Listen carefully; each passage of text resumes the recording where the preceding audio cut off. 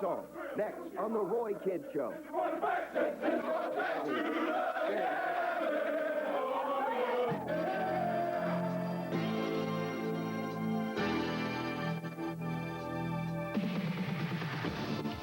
The Roy Kidd Show.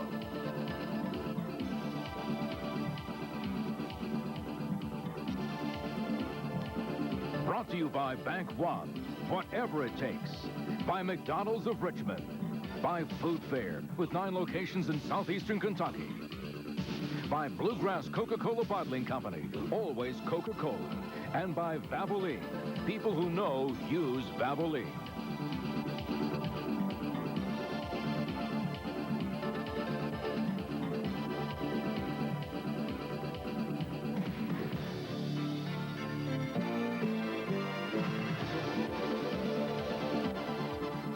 And welcome to the show. Coach, congratulations.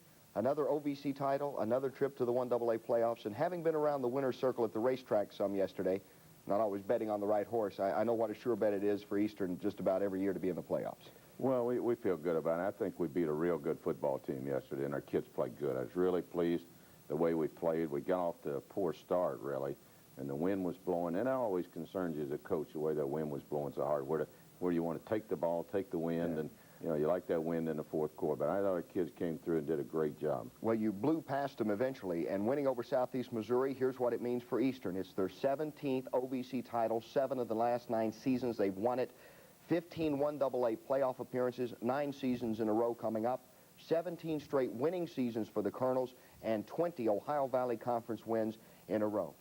And now let's go to the highlights of yesterday's game between SEMO and Eastern Kentucky, and it did start out just a little tough for you, Coach. You did have that wind going against you, and not a great way to start, but a big finish. Well, yeah, you know, we said if we're going to go against the wind, we need to get some first downs, and we just didn't. And right off the bat, you can see we started with the sack, and we don't like to start that way. And I tell you, they just stopped our offense the first 2 or 3 times we had the ball going into the wind. And unfortunately, we were giving them great field position, but the defense was coming through, you know, and they got the wind to their back, of course, and, you know, at that time, you know, you can get a long field goal without any doubt, but there's a nice play there. But Timmons, you got to be proud of the defense, the way they're playing, and we hold them to a field goal. But when you get backed up into that wind like that and you don't make any first downs and you got to punt behind your 20, and basically you're going to give them the ball pretty much at midfield, and that's an awful good field position, a bad field position to put your defense in. But you can see here, I tell you, they had a good defensive football team, and they had us pegged pretty good at the beginning of the game. But as the game progressed, we got a pretty good feel of what was going on, and I think we just kind of won out. And that young man out there, Anderson, he can really run. He has got great speed. This kid here, this quarterback for them, is going to be a real good one. He's just a freshman, and he's going to be a good player for him because he can, you know, not only can he throw the ball, but he's a good scrambler and a good runner. So you can see we get off to a bad start here with a fumble. We're already down 3-0. We give them great field position. They're very motivated. There's a great hit there, and I think that's Ron Bell. It was. And, you know, Ron fielded in there for McCombs because McCombs had that bad ankle. But fortunate for us, they missed the field goal. So we very easily could have been down 6-0 or even more. And again, you know, we just wasn't getting anything done when we were against the wind in that very first quarter until finally we break one right here. We break a tackle or two. And Clay does a great job. And we get good field position for ourselves at last. Clay showed a lot of improvement. I think Clay's getting better. Right? Well, here's a young man who hadn't played for 2 years, and you know, and it just takes a little while to get that timing and get that feel back. But here we get a sack, but Mark Collins comes through with a field goal for us, and that ties the game up with about 26 seconds to go, 3-3. So first quarter was not a good quarter for us the other day. There's a good play here. It was Cass Jesse that missed the tackle, so to say, but at least he slowed him down there a little bit. But we come back, we got the wind behind our back. Here's a nice play here, a nice, good, like to see a receiver get upfield a little bit more there than what that is. But I thought John did a good job finding him there. And then we get a nice run. You can see now were beginning to move the ball and get the feel of what their defense and getting their blocking assignments down pretty good. And I thought Morrell ran the ball good here in this drive. In fact, that young man had over 100 yards. Well, both our tailbacks had over 100 yards. But Williams got a little bit of speed. Of course, he came out of the game, and then Clay picked up some good blocking, ran for some daylight there, and got us in the end zone. And then we started, felt pretty good getting our offense going there. Here was almost an interception, you know. Bob Head breaking it up. Right. But here we got a guy get behind us. And we're trying to knock a guy down. We got to tackle him. We're trying to knock people down. I thought one thing our defense didn't do a good job, and that was tackle. I thought we didn't do a very good job tackling at times. In fact, the last 2 weeks I didn't feel like it. Again, here's a good play out of Bob Head and Guyton. Again, we slow him down, hold him to a field goal, and he misses it. No, I think he got that one. Yeah, so that's right. It made 10-6. I think they missed 2 field goals during the day, but here this really hurt us. Now, this is a big break for them.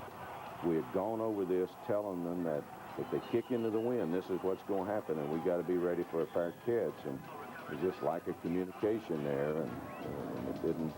You know, we got kids in there that's not used to doing that, but it makes it kind of hurts. They just didn't know what to do. But here, Hanley gets a big interception, and now we go 2 double tights. We go what we call 2 tight ends, and Morrell gets us a nice gain here, and we're going to take this ball on I think in about 4 plays, we're going to put this in the end zone.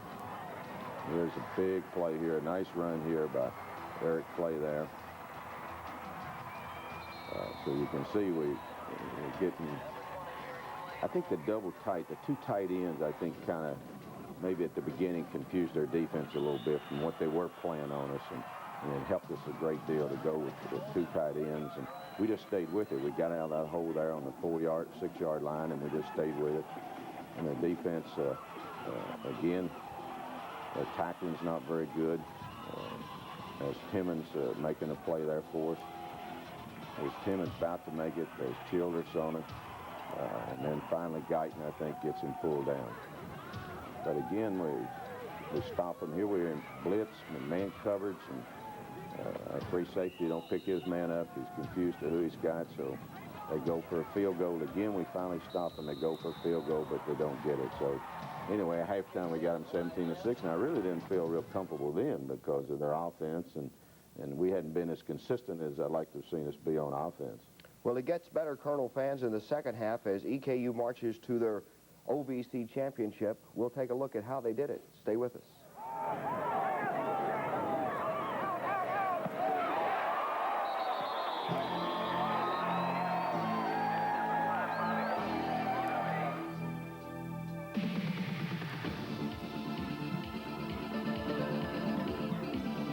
To 6 as we get ready for the second half yesterday against Southeast Missouri. You talked about some of the adjustments your team had made, Coach. Anything particular that you were able to see that got the offense going in the second quarter and really full steam in the second half? Well, I think we tried to mix it up a little bit more, and really what happened in the second half, I decided it was our choice that we're going to defend. I wanted to win the fourth quarter, and we were very fortunate because we not only got the win in the fourth quarter, but we got the ball to start the second half. But again, we didn't do very good starting out the second half, and you can see here, again, we had trying to call pass. I'll tell you, John did a great job getting out there and getting us a first down. I was just wanting to get some first down so we could kick the ball down the other end of the field if we had to, but here's a reverse for another first down. I tell you, they had great pursuit, and what we were trying to do is cut down some of the pursuit because it was just here's a little option play. We felt like we could run with him. I tell you what, I believe if we'd had John Saka for more than just this year, we'd been able to execute the option play pretty good. You can see our offense now is beginning to pick up their blocks, and Morrell's having a good here. Disappointed here we didn't get the first down. That was the biggest thing. But Collins comes on and kicks a field goal for us. But I believe John Saka could have been a good option quarterback for us. He's got more speed than you realize, and he's a tough runner also. There's a big play by Givens.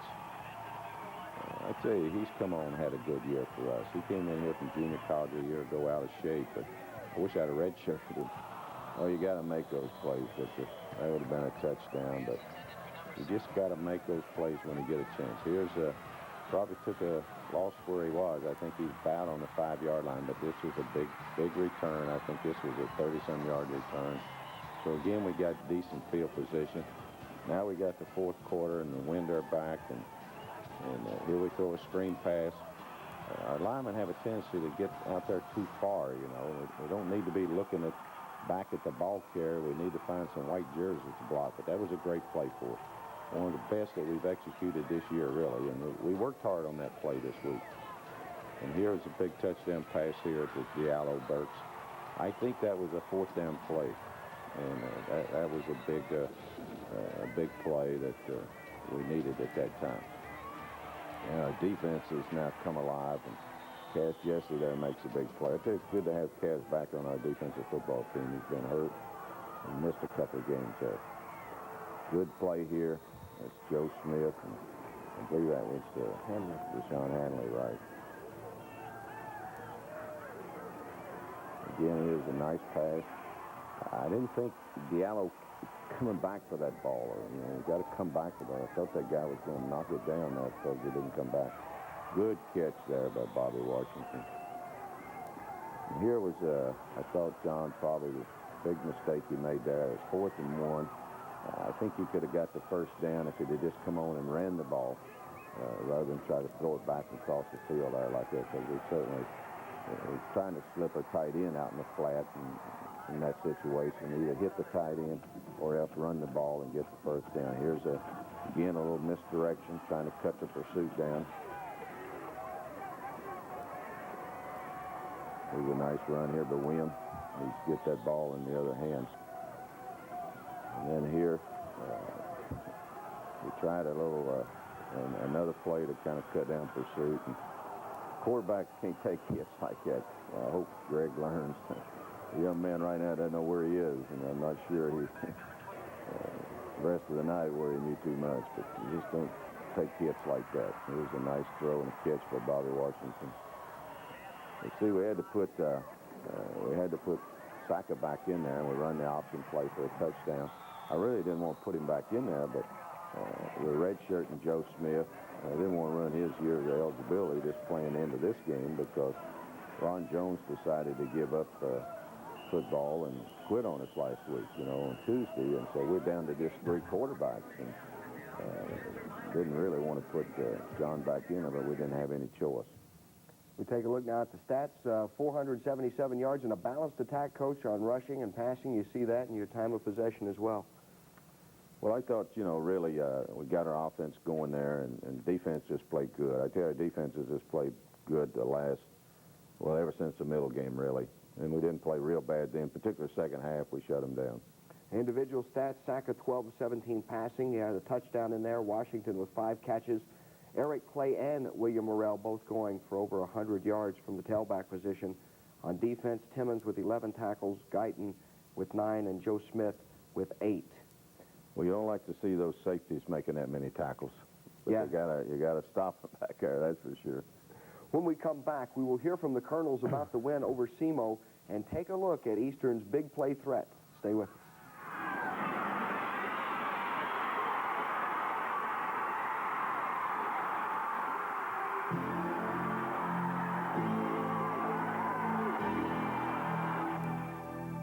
Share of the OVC title yesterday with the win over Southeast Missouri. Here's some of the thoughts from the players after the victory. It was our best game as a total team. You know, we all played together well today. We didn't have like one side of the ball was up and one side was down. You know, everybody came together, which we needed because this was a big game towards the playoff. You know, this was a builder to give us a little momentum. I think everybody played well. They just come to my side and just had me through a short ball, and I got to it. Well, we started off a little slow. That seems to be the thing around here. But you know, the coaches made great adjustments, and you know, the offensive line is a very coachable unit. So you know, we made the adjustments, and it seemed to work out. The backs ran extremely tough, and once we started to run the ball, it sort of trickled over, and we were able to pass the ball effectively.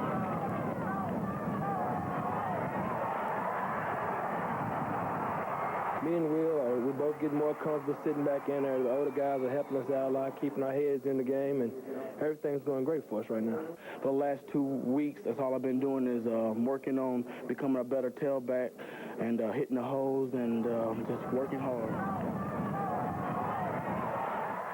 You feel real good when you block for also, you know, other past tailbacks who've gained 1,000-yard seasons. I mean, it makes you feel good when you know that your tailback can go through the hole, you know, without being hit, and you're the cause of that. So I think I feel real good when I do that.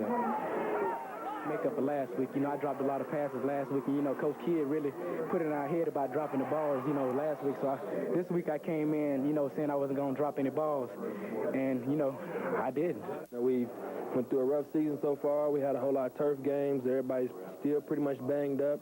This is a chance for everybody to get their minds back on track, get focused again, let their bodies just heal. Bobby Washington certainly isn't the biggest player on the Eastern team, but he is able to make the big plays and maybe at times shake things up on the sideline just a bit, Coach Kidd, I take a guess. But when he's on, he's tough. Here is Bobby Washington. Saka goes to the air for the first time in his career with the Colonels, and he has a completion to Washington. Bobby Washington racing down the sideline. No one's going to catch him. Well, it's not really simple, you know. I just feel, you know, when I get out on the field, you know, I want to be the man. Cause the mama, I'm so all done and I just around. Well, I like doing everything. I like just being on the field, period, you know. So I like playing, you know, I like returning punts, kickoffs. You know, I even like playing defense, you know. So I think I'm a more aggressive player. So, you know, but I'm at receiver, you know, to be like cornerback, you know what I'm saying? Yeah. I like to do it all. He talks the talk, and so far he has walked the walk. The only problem with Washington is sometimes he does want to do it all at once. Like my coach said, he said, I'm always thinking to make the big play. So I guess, you know, that's one problem I have is every time I touch the ball, I want to make the big play. So, you know, because I drop a lot of balls in practice, and, you know, they say it's because, you know, I always want to make the big play. So I got to learn, you know, to catch the ball and then, you know, do whatever afterwards. Cause the mama, I'm so all done and I just around. Yeah. All done now.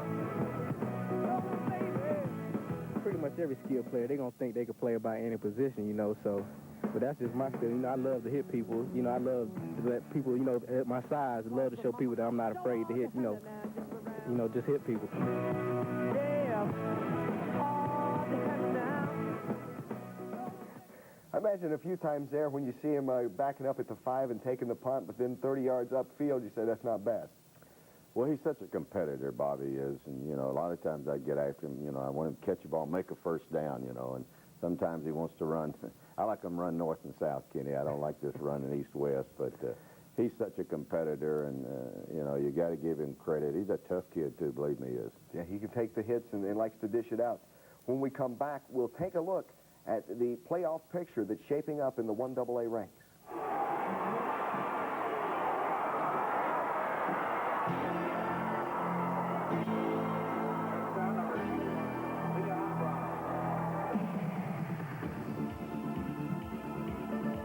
Youngstown, they continue to roll along. Samford wins. Indiana State beat Western yesterday. Western without their quarterback, and certainly has changed their season this year. It really has. UT Martin with a big win. Middle Tennessee rolls along. Tennessee State defeats Tennessee Tech, and Murray State over Morehead State. I believe that is a mistake. I think Tech won that game. I think Tech beat Tennessee State. Tech beat Tennessee State. I think you're right. That's right. You know, this is an unrehearsed show, folks. We just pick it up as we go. So that will. Tech beat Tennessee State. Now, the OVC standings, which we are sure about, is that Eastern is on top with their 7-0 record. Middle Tennessee right behind them. The Colonels can do no worse than tie for it first. Then it's SEMO, Murray State, Tennessee State, and rounding out the league, Tech, Austin Peay, UT Martin, and Morehead State. Well, the 1AA playoffs are coming up, Coach, and so let's take a look at the 1AA poll right now. And we will note here that the teams in the yellow, these are teams that lost yesterday. So Montana is a loser, the #1 team. Troy State a loser. Grambling is 9-0, but they are not eligible for the 1AA playoffs. Northern Iowa also losing. So you're in a pretty good position with 3 of the top 8 teams losing there to maybe move up some ground this week and get a good seed down the road. Well, I hope we do. You know, I'd like to see us move up to about that 6th, 5th or 6th place, because that would help us get a little better seed. And, of course, we got one more game to win. North Texas State tying yesterday. Pennsylvania, they're 7-0, but the Ivy League, again, they do not participate in the 1AA playoffs. You see the rest of the top 16 there, Boise State and Central Florida, teams that could are on the border of getting in, as is Middle Tennessee into the 1AA playoffs.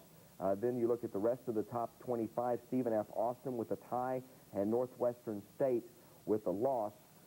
Georgia Southern with a 5-4 record. Kind of a little different times for them down there this year, rounding out the top 25. Well, I tell you, I think Middle Tennessee will get in it. And then Appalachian State plays Western Carolina this week, so that'll determine one of those two teams are going to get in it, and maybe both of them. So you know Marshall's coming out of the Southern Conference, and Appalachian State or Western Carolina one will. So I think it's going to be very tough. I tell you, there's 16 teams. It's going to be tough. Any one of them are going to be really good. And Boise, you know, I saw where they were ranked way down there. They're going to move way up after beating Montana. If you complete the season unbeaten in the league, do you think there's a chance with 3 teams ahead of you losing this week in the polls that Eastern might get a first-round home game? We hope so, you know, but Kenny, that's based on, you know, bids. And you got to put up a certain amount of money to guarantee the bid, you know, and that hurts us because we can't compete with the Youngstowns and the Marshalls, and especially Marshall that draws 20-some thousand, you know. And very honestly with you, we don't draw like we'd like to over at Richmond, and that hurts us for getting a home game. And I think nowadays that you got to get home games to win the national championship. You know, you just look at Youngstown. They never left their campus last year till they went to Marshall play. Marshall never left their campus, and they, you know, those two teams, the same thing probably going to happen this year. So if you've got a pretty good football team and you're willing to put up some money to get the home games and guarantee that, you know, then you got a good chance of winning a national championship. That's what it's come to nowadays. Coach, you have the week off with Morehead State coming up. I know you'll still be out there on the practice field. We will be back with you, though, in 2 weeks to take a look at that Colonels-Eagles game. And, Coach, good luck to you against Morehead. Well, thank you, Kenny. And I'd like to take this opportunity to thank all the sponsors for making this show possible. Thanks for joining us. We'll see you in a couple of weeks here on the Coach Roy Kidd Show.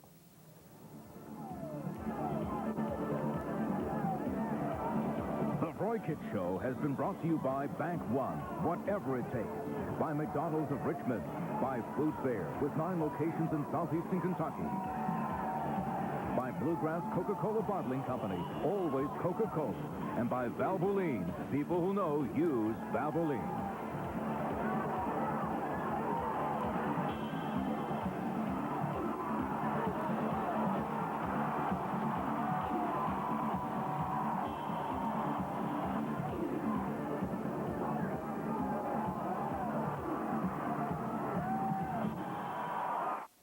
Things are not always as they appear.